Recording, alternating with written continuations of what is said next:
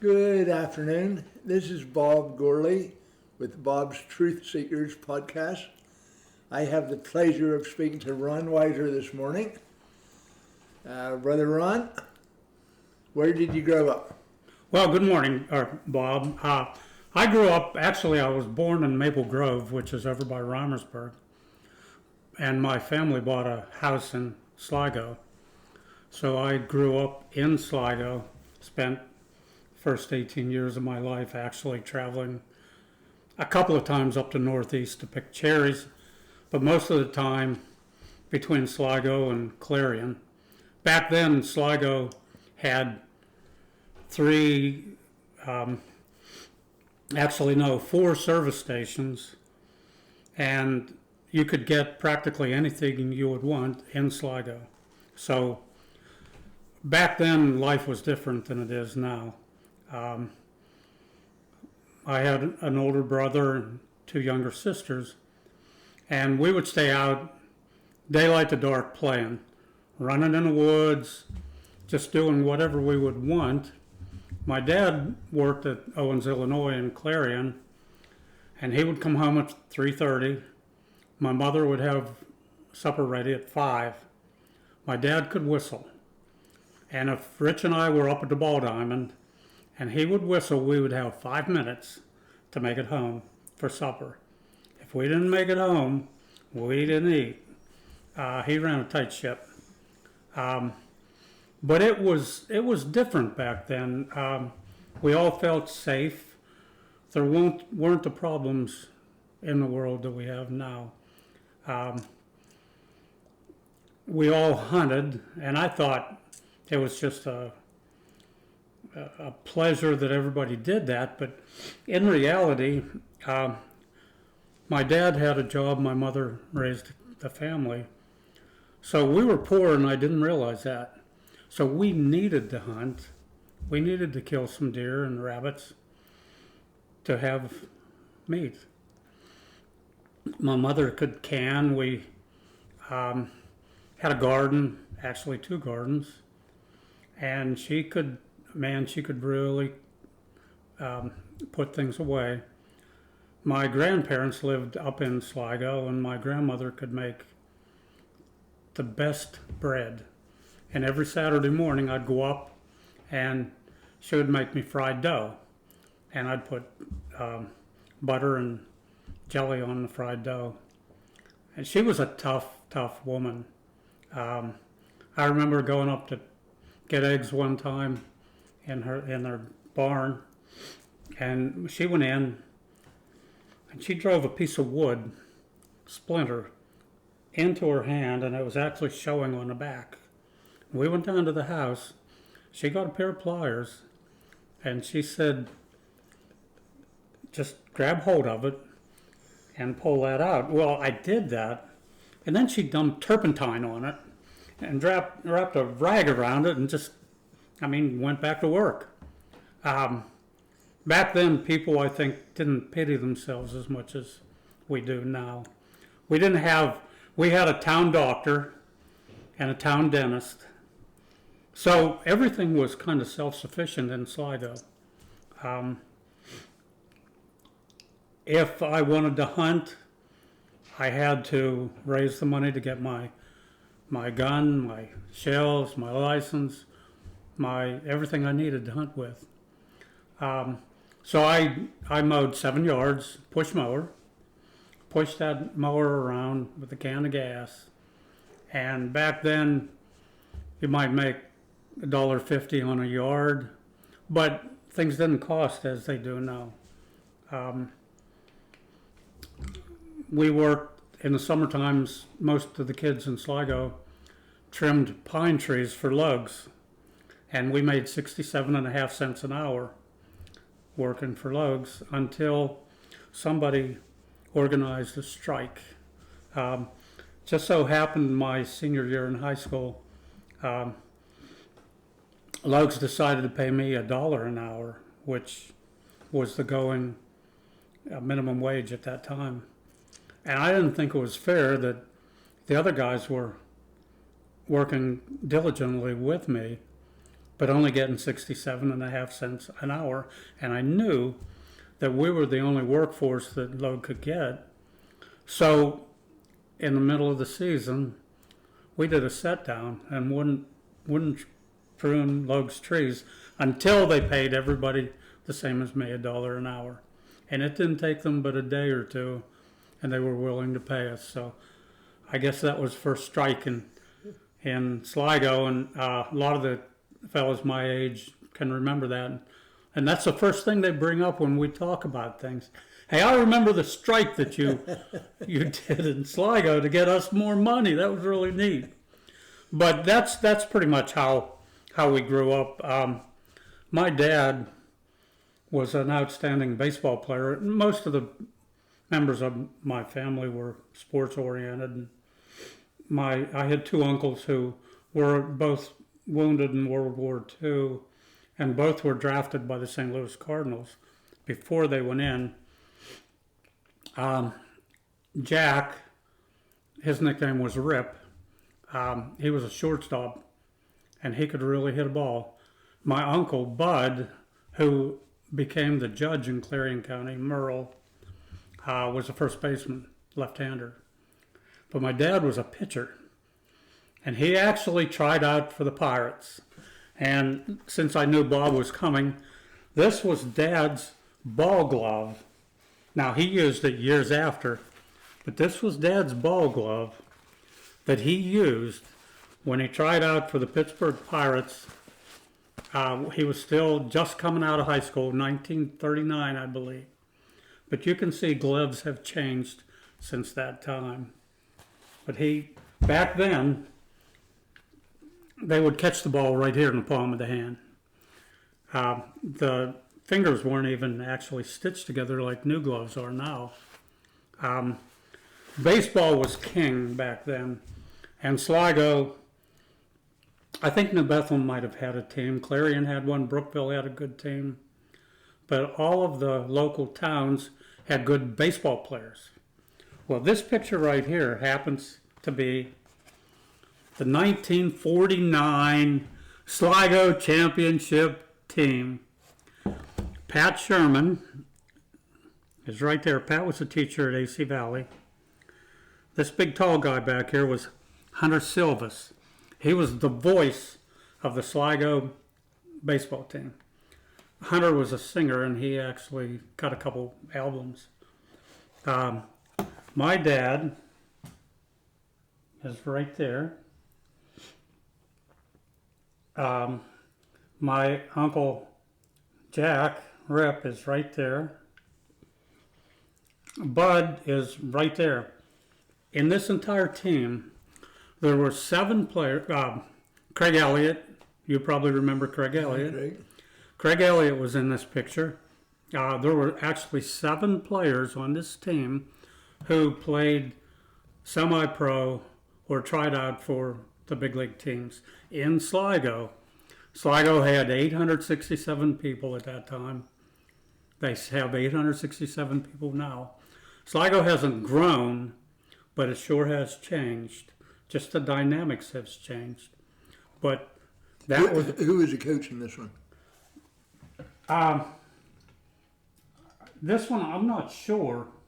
But you can see the old washed out hill there. Yes. And the bleachers and all.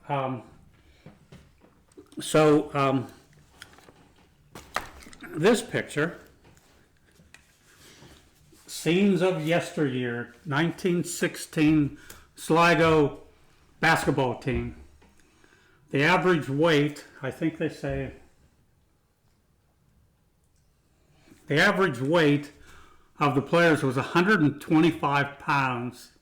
Okay, and my granddad is in this picture.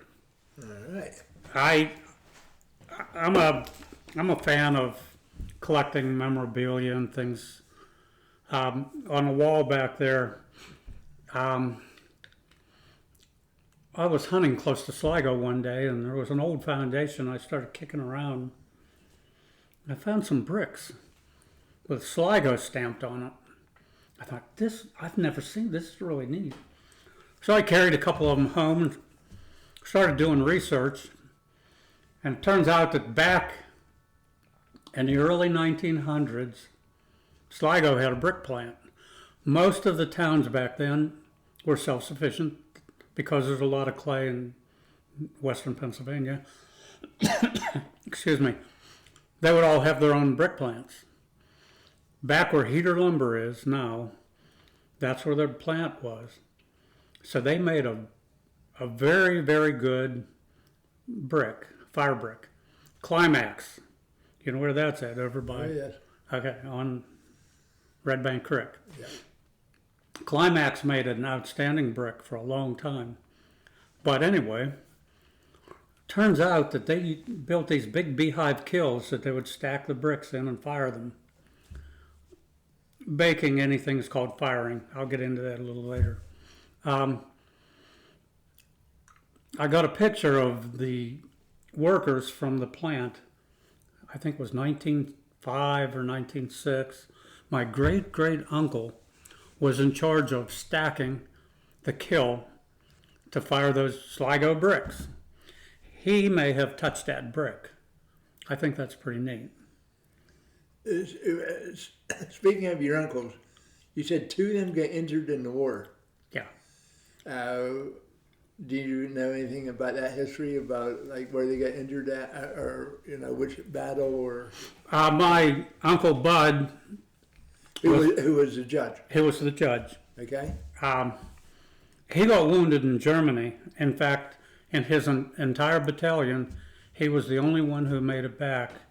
And did you know him or know of him? I just heard of him. Okay. Well, half of his foot was shot off. He crawled back 11 miles through the Germans to make it back. He was the only one who made it. Army crawl. Of his entire battalion, yeah. And really, they had to keep taking bits and pieces of his foot off in time, and he actually died from gangrene from that foot years later. But to know him, you would not know that he went through all of that. He had a limp, but he never let that get him down. From what I understand, and again, I wasn't anywhere near being around at that time, but they built the ball diamond in Sligo back when they were in high school. It was just a wooded area. They cleared it out.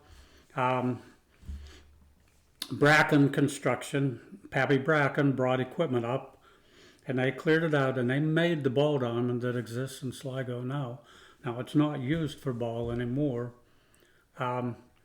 What happened in time, and this is sad, really, everybody played at that time. Even the older people played.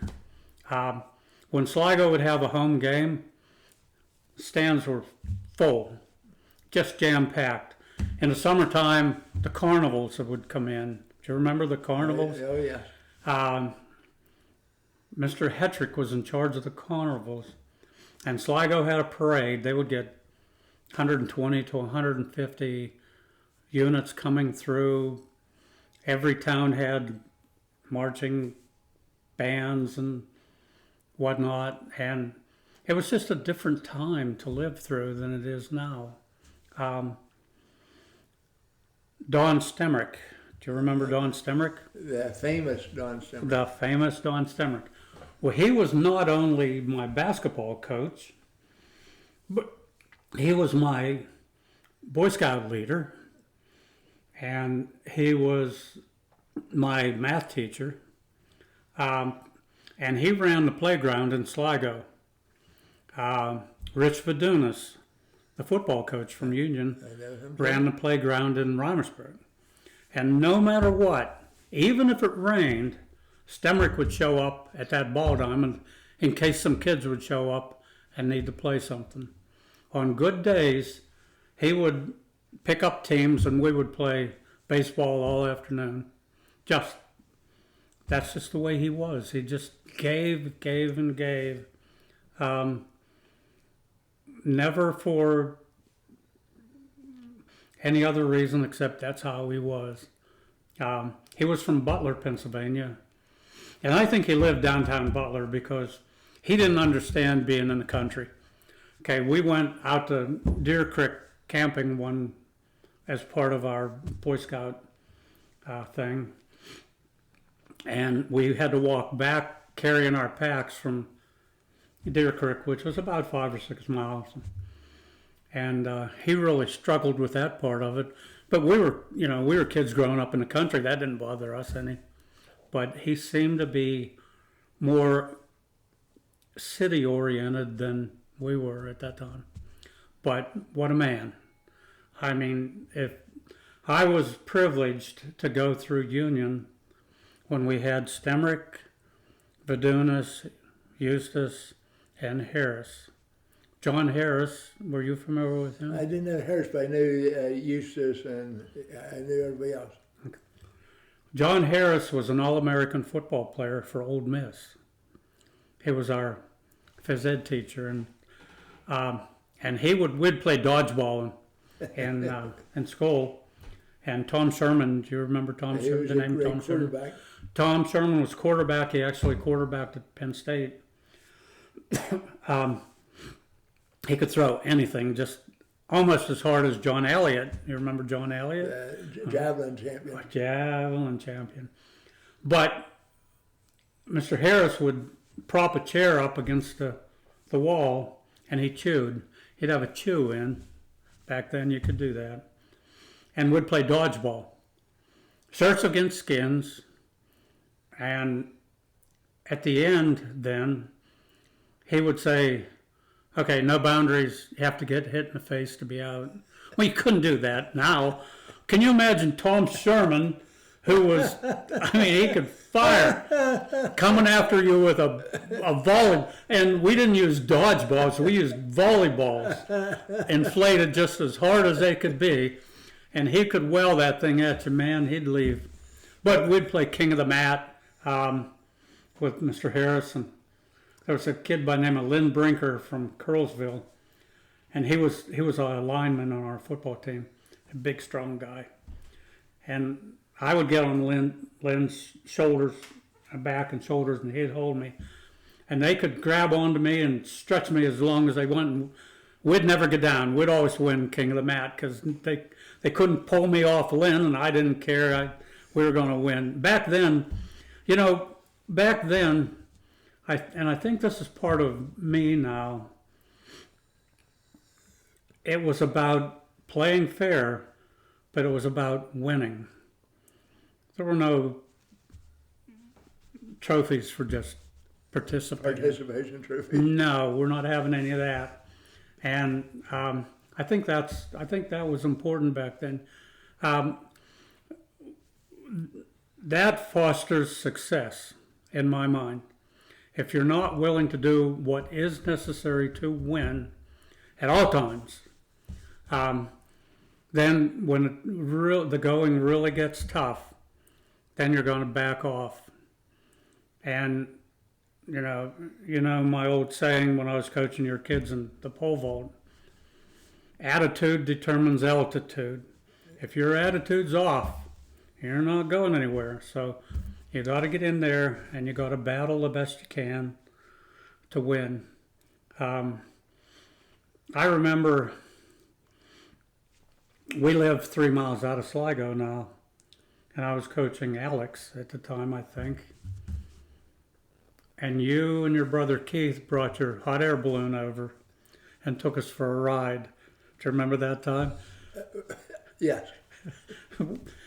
You inflated that thing. We called hey, you got to come up and see this thing. We're going to go for a hot air balloon ride. So all my relatives and Larry Bowser, a friend of mine, he came up and we walked on the inside of it, and you guys inflated that thing. My wife, Sherry, she's deathly afraid of heights, but we talked her into getting into the gondola. And her son Joe, who doesn't like heights either. And Keith was the pilot, and you were the chaser. Is that what it's called? Yeah. And we went up, and there's a set of power lines out here, and I'm going, hey Keith, are we going to go over those? And Keith said, nah, don't worry about that, we'll be fine.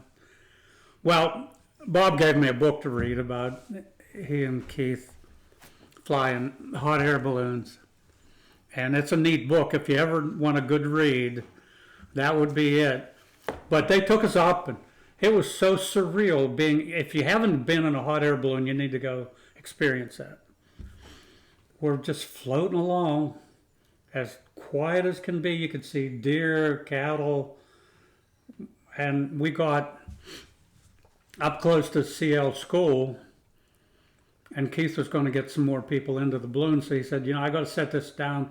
We're going to set it down that field over there. I said, hey, Keith, who owns the field? I don't know, but they won't care. We're just going to drop it in.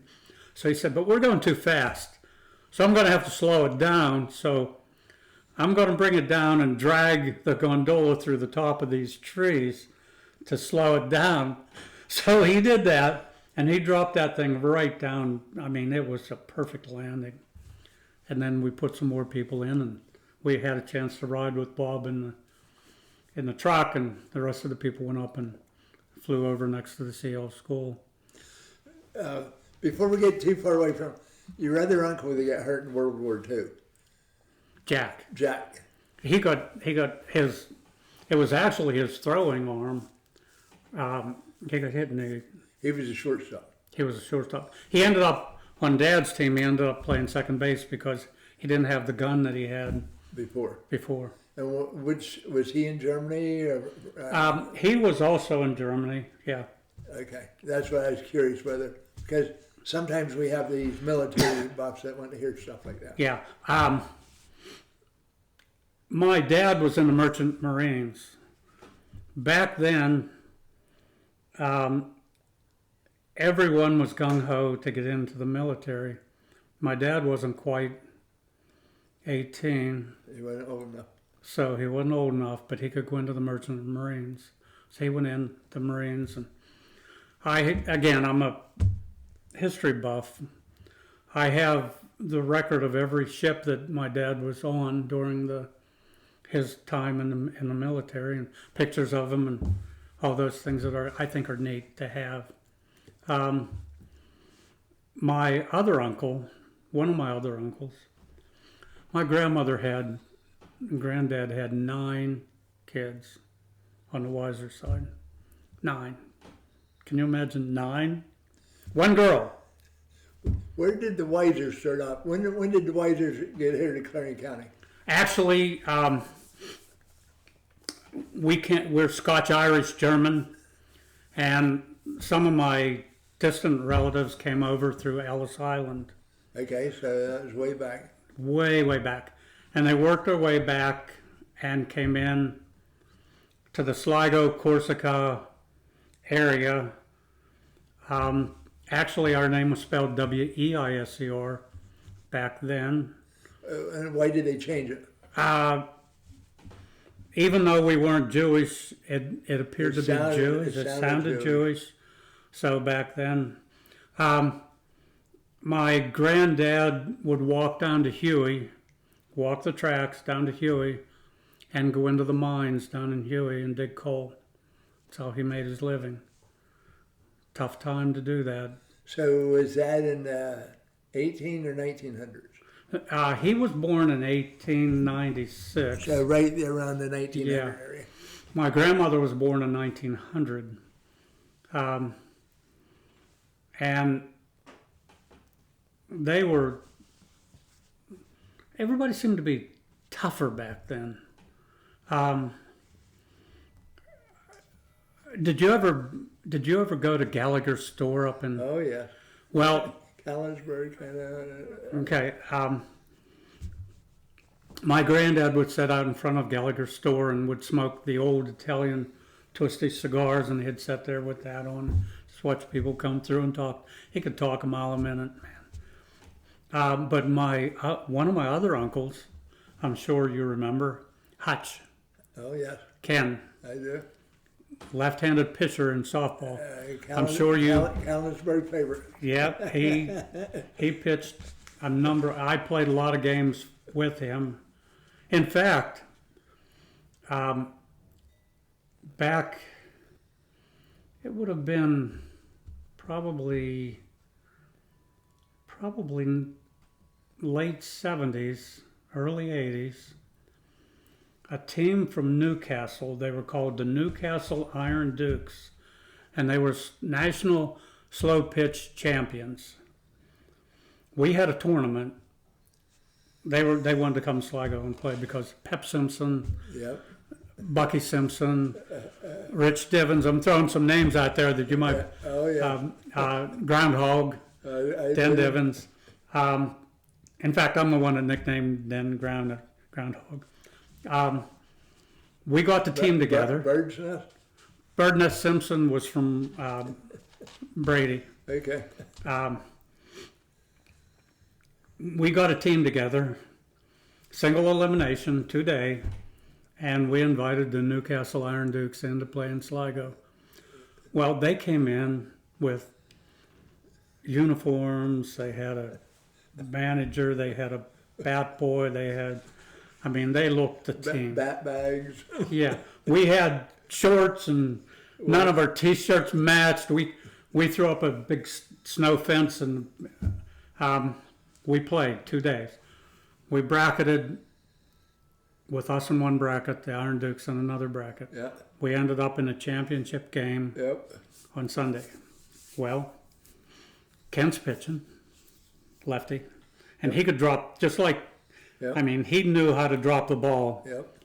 and how to bring it back over your back shoulder and how to pitch. Well, they were a big team, man. They could hit the ball. They were up like 8 or 9 to nothing after one inning. We didn't play the 10-run rule or anything. So we couldn't get the hang of their pitcher for a while, but we started to nibble on them. They were the home team. We flipped a coin to determine home team. Came to the last inning. We caught him. I was the leadoff batter. I could run back then. And I got on base, and Pep Simpson came up, and there were 2 of us on. Hit a home run. We took the lead by 1 run. So we're in the last inning. Okay. I'm in left field. John Elliott's in left center. Typically, John would play shortstop, but Pep Simpson could hit the ball a mile, and he was a shortstop. So Pep was playing shortstop. Rich Divins was our catcher, and they hit their their number 4 batter hit a line drive in the left center field. John caught the ball, smashed into that fence, knocked the fence down, got up and threw a ball on a rope. It just, to Rich at home plate, there was a guy on third base tagging, and he threw him out for us to win the game. We beat the Newcastle Iron Dukes that day. So you beat the national champion. We beat the national champions, just a bunch of ragtag guys that refused to give up. Okay, how did you first get involved in track and field?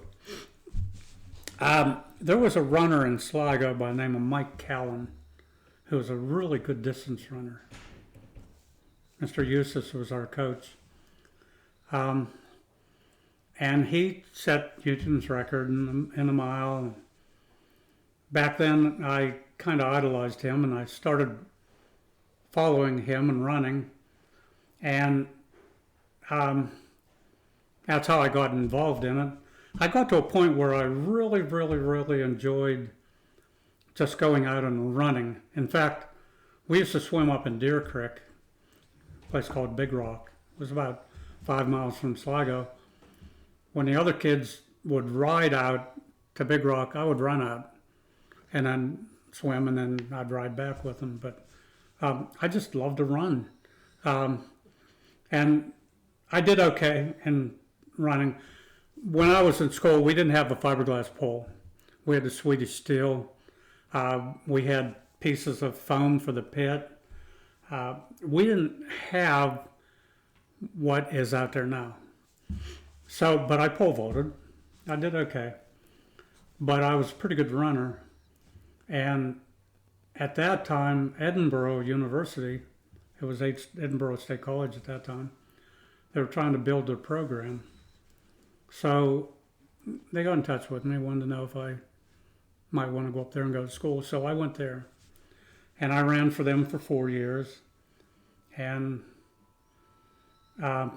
you went to IUP, didn't you? Oh, yes. Okay. Our claim to fame. Okay, we didn't have many guys on the team, but we beat IUP my senior year.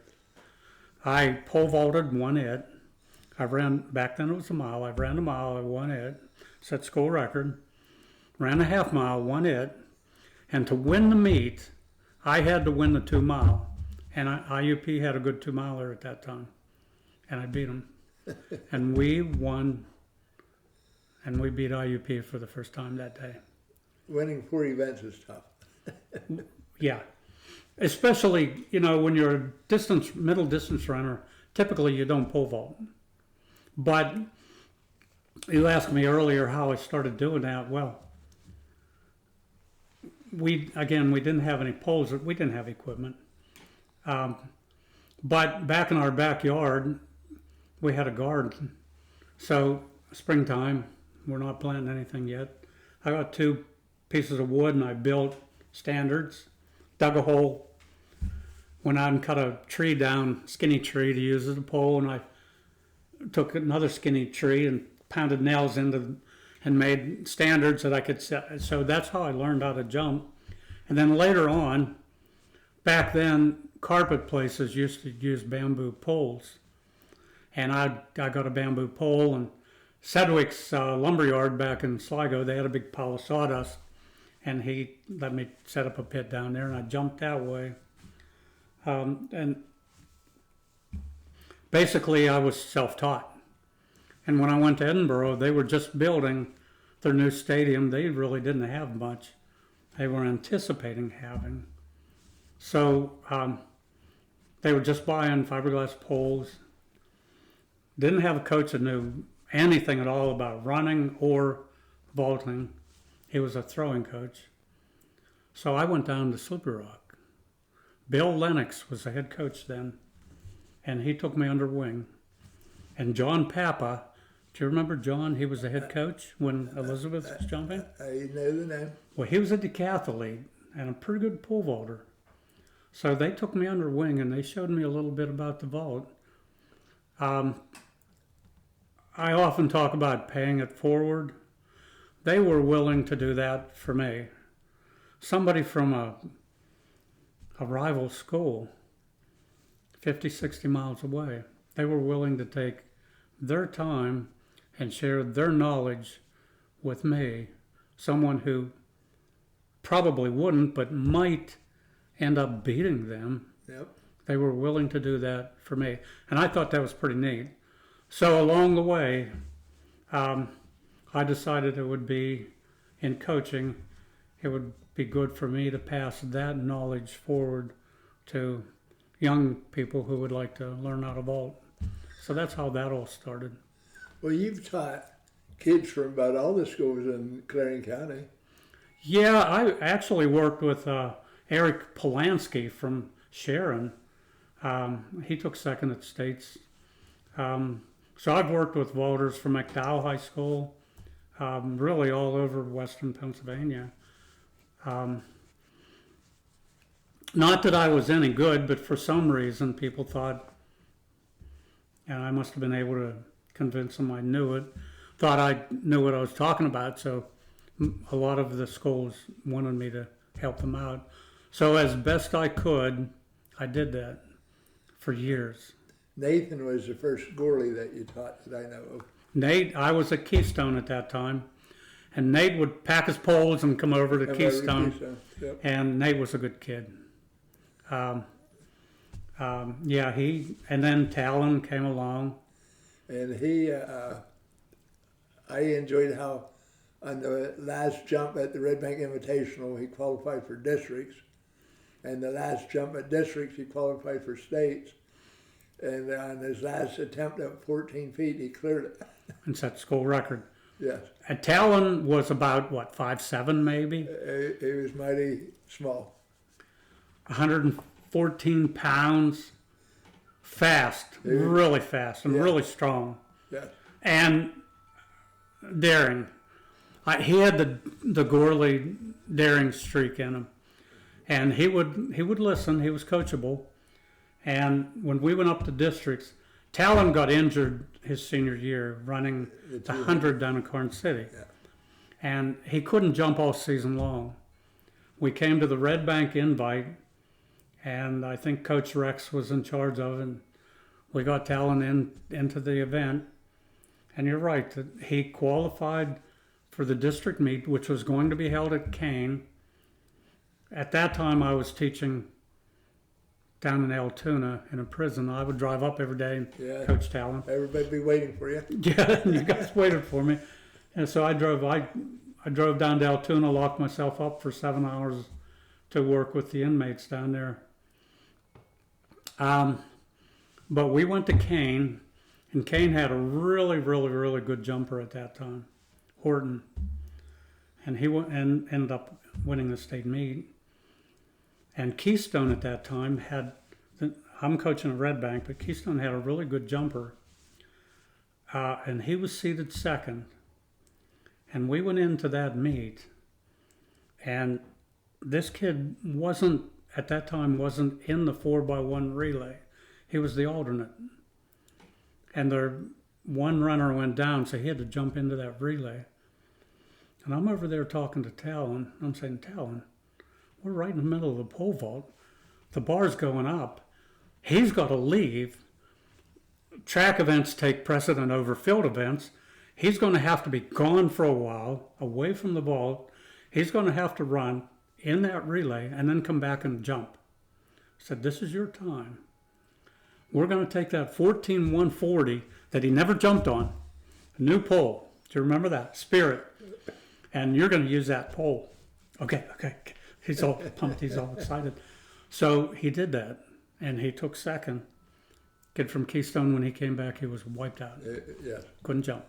So we went down to the state meet. Talon's, he's fly-by-night. He's over there getting ready. Everybody had to wear a uniform from their home school. And again, Talon was small. And we had to actually use a pin, and pin is uniform because Bonnie Wilbur was the official, and she had to be able to read Red Bank. Military. Talon's suit hung off him, so we had to tape that thing or use a pin on it to pull it tight, and it hung down beyond his shorts. All the other vaulters are 6'3", 6'4". They have 15-foot poles. Bonnie called them in. They're all standing there. Talon looks like a junior high kid amongst all of them, just a kid amongst trees. And the competition started, and he was just flying. Boom, boom, boom. Back then, coaches could be on the field, the infield, and I could see fire in his eyes every time he came back. He was just ready to go again. So it came to 14 feet, and the wind was starting to change. I didn't mention it to him, but it was starting to come around. It's going to be in his face. He's on a big pole now. But his last jump, he cleared 14 feet, set the school record. Yeah. Took 8th in the state. Yeah. He medaled at states. And at that time, since the wind was changing, he was actually leading the competition until Horner came along and started jumping high. But he was leading for the state championship 2 weeks after he couldn't even come down the runway. Now, how is that for a story? So, yeah. You've been part of the Clarion community for years. What's it like coaching in a small rural county like Clarion? Back a few years ago, and Kyle Struttengoss is a friend of mine on Facebook, and he and I were conversing, and I reminded him that we went down to a track meet down in Altoona. It's called the Igloo. That's held the end of March, and it's always cold. And Kyle was one who circumstances beat him more than the competition. his senior year at districts, the weather was horrible, cold, windy. He had to run in a 4x1, which I didn't like. When he came back from the 4x1, his timing was off and he didn't make it down to states. But in that meet at Altoona, you were asked about coaching. Altoona's a giant school. So all of these schools that were at Altoona were big schools. Little old Red Banks down there, cows jumping well. Well, the athlete who eventually, he was from Deer Lakes, eventually won the state title, took second his junior year, was in the competition. Cal beat him. Bad. And he went through that year getting better and better and better in practice. And this is the thing about the vault, and I would talk about this often. It's one of the events where at the end, you always end up in failure. Because if you clear a height and you win, and then you put the bar up and you're going for the championship or maybe the record, you jump until you miss. So your last jump is always failure. But he could jump. He was so good. The pit at Red Bank was right next to the road, and people would actually slow down and stop their cars on the road to watch him go. He was that good at that time from a small school. And then your two daughters coming along, Olivia and Elizabeth, they were that good. Elizabeth was, in fact, when we would go to track meets, the coach from Slippery Rock and other university coaches would come up to watch Elizabeth's approach run and pole drop. Hers was that good, that sound. So that was pretty neat. Back then, we had some pretty good athletes come through. Yes. How long have you been coaching pole vaulting? Oh, boy. I'd have to figure it out. Let's see. Probably. I'm still kind of messing around with it, helping with Union. Union has some really good athletes coming. Evie Bliss, the javelin thrower, her two brothers, Hudson and Harry, are coming along, and they may be. Again, I'm saying I probably won't coach, but maybe I will, maybe I won't. But if Hudson doesn't do something spectacular, Harry will. Harry's a freshman this year. And he can really go. He may be a 16, 17 footer by the time he's done. He's tall, lean, strong. I think he took third or fourth nationally in the AAU swimming as an 8th grader. His last name is Bliss. Yes. His Bliss sister Evie, the javelin thrower, national champion. from Bucknell. Yeah. Well, Hudson's going to be going to Bucknell.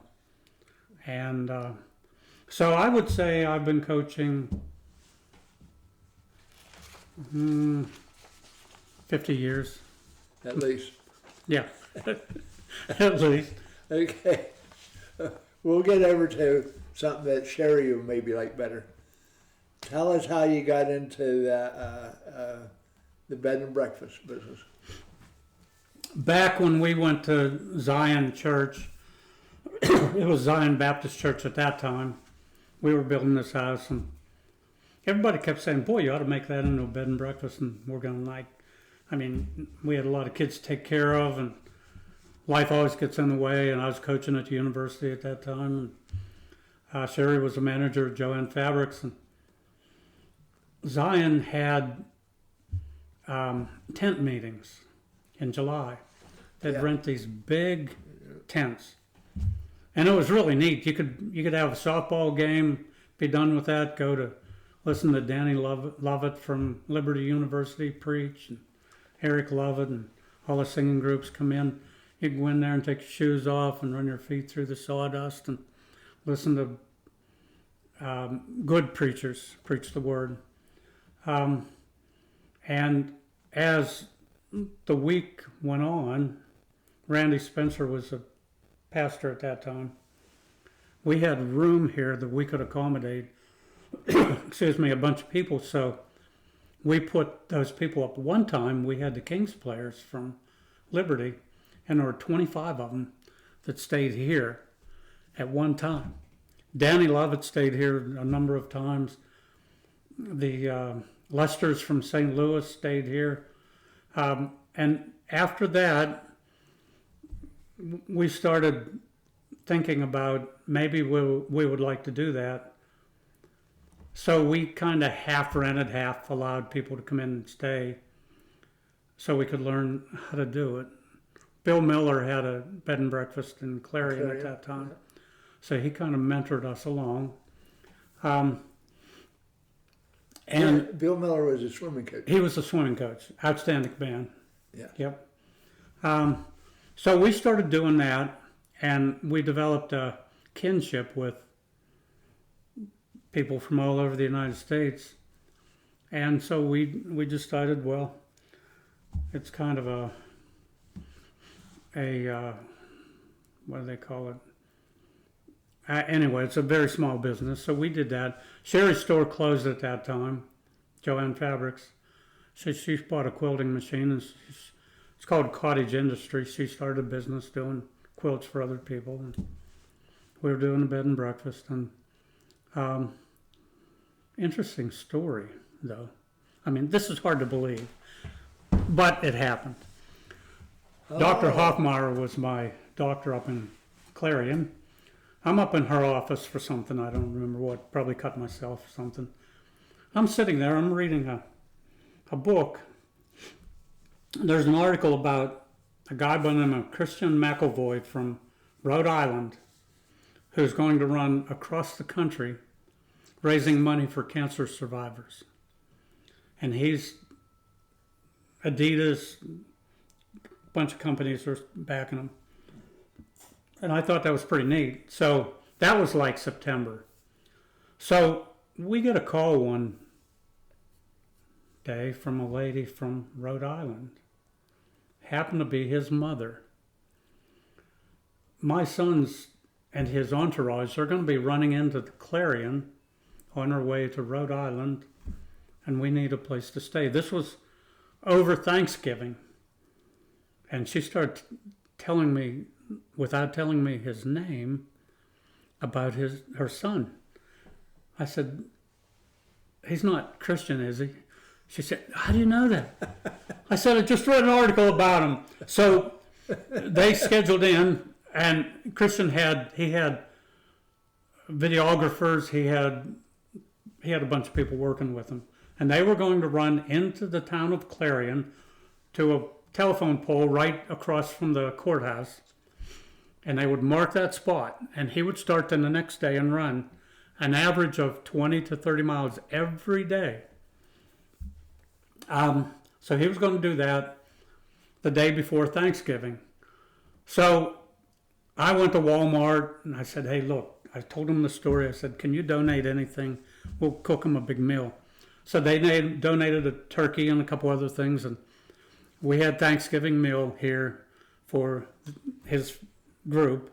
And then after that was done, he went up to Clarion and ran from Clarion to the other side of Brookville that night.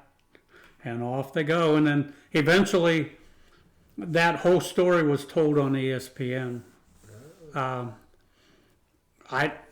We weren't included, I don't think. I never watched the article, but I thought that was really, really neat. Life's about experiences, no matter what, good or bad. It's about living the best you can through all of your experiences.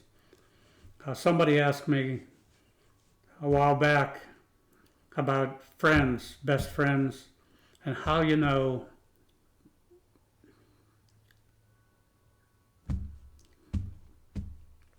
when you really have a friend.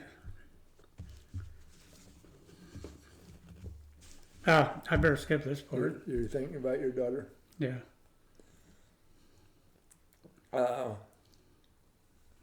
Okay, then we'll continue on. You had maybe a world pole vaulting lady stop in here?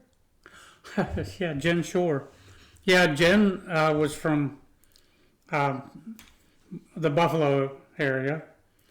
Um, we had a family come down from Buffalo and stay. They had relatives down here, and I was talking about the pole vault, pretty excited about some things, and she said, "Did you ever hear about our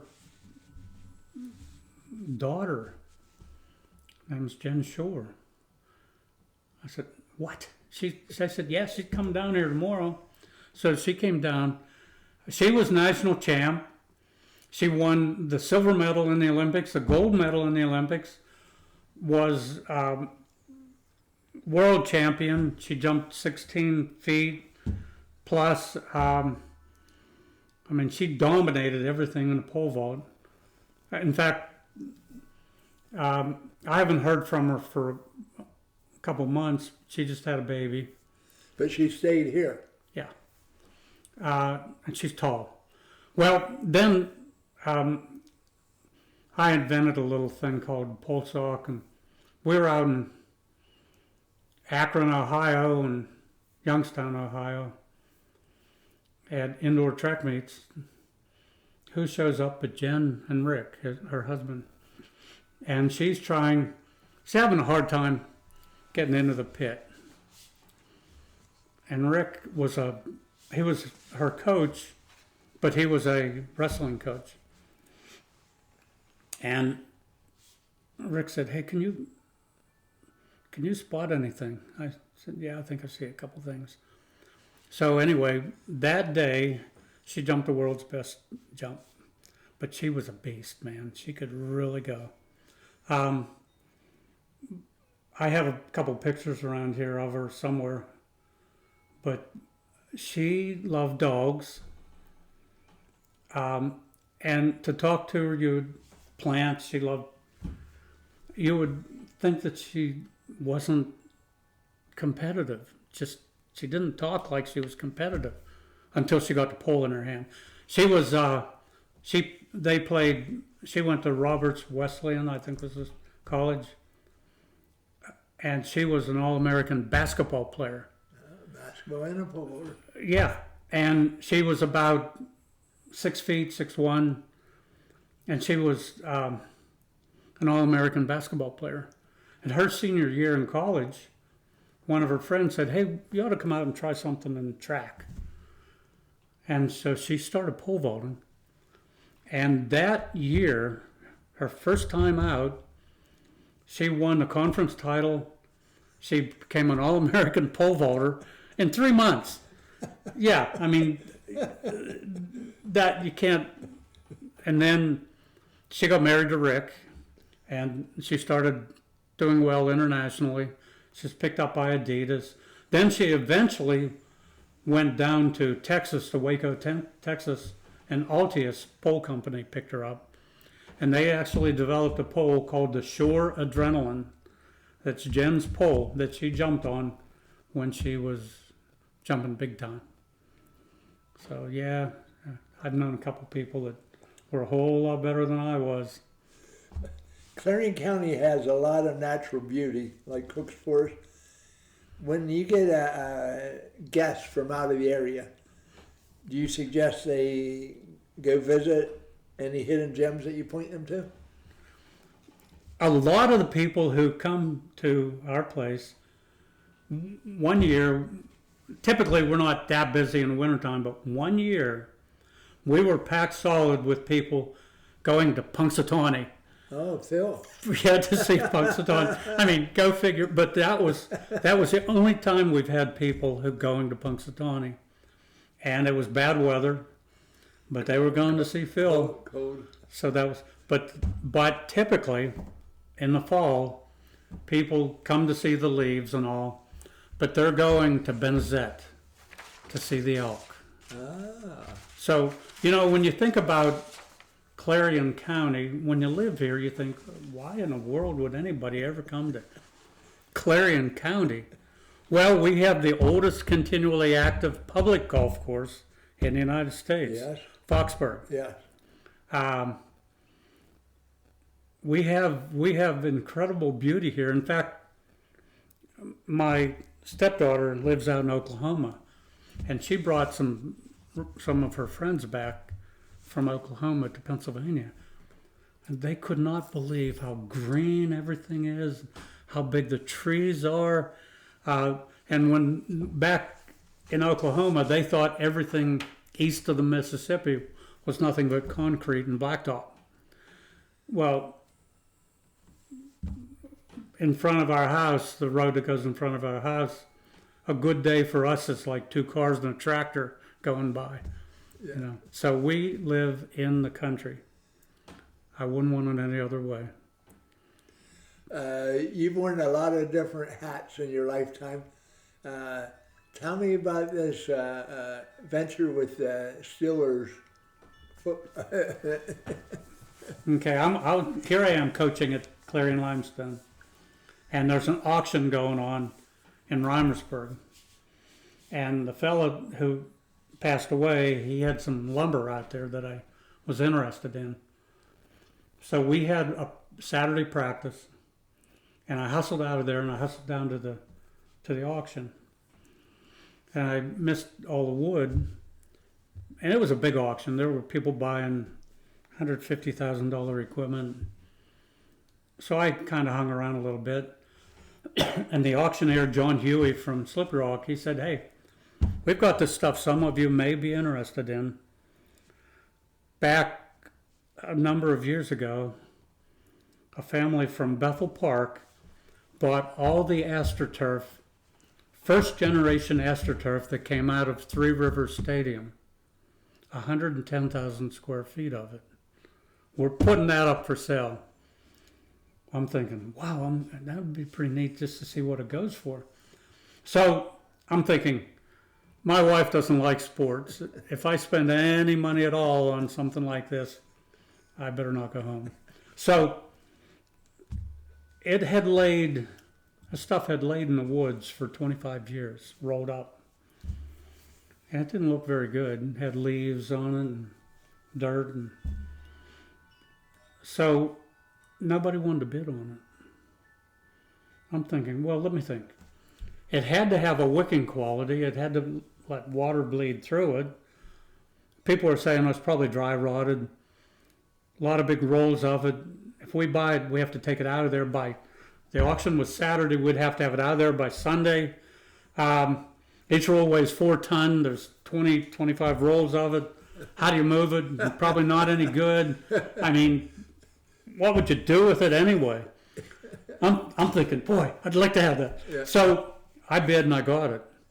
Well, a friend of mine Jay Stewart was there with his backhoe and his dump truck. Before I bid on it, I said, "Hey, Jay, can you move this stuff for me if I get it?" "Oh, yeah, no problem." So he moved it here for me, and I've had fun with it. I donated some to the Little League team in Reimersburg, and they put their pitching and batting cage, they put this stuff down, and it is so good. It's 45 years old, and you have to use a turbo cutter to cut it, and it looks like it's brand new. But Barry Bonds, Bobby Bonilla, Andy Van Slyke, Pete Rose, actually Jim Kelly played, when he played for Buffalo, he played on this surface. Dan Marino, when he played in Pittsburgh, Yep. played on this surface. It has a history. So I'm having fun with it. I'm kind of, since the draft is going to be in Pittsburgh, NFL draft is coming up April 23rd, kind of developing some things I might take down and see if anybody's interested in buying a piece of history. Not that I'll make a fortune from it. I could, but that's not why I'm doing it. It's about preserving history. Three Rivers Stadium no longer exists. Nothing else from Three Rivers Stadium is out there, bits and pieces, except 110,000 square feet of this stuff that I bought. Now my wife is saying, yeah. Well, Ron, I really appreciate this interview. I think it turned out really well. If anybody's watching it and wants to comment on it, please do. And we thank you. Well, it's been fun, Bob. You always make life interesting. We golf in the same league up there, and I'm amazed, absolutely amazed, at how your game is. Mine's the same way. But you've had how many holes in one up there? 3? Thank you very much for watching this podcast. All right.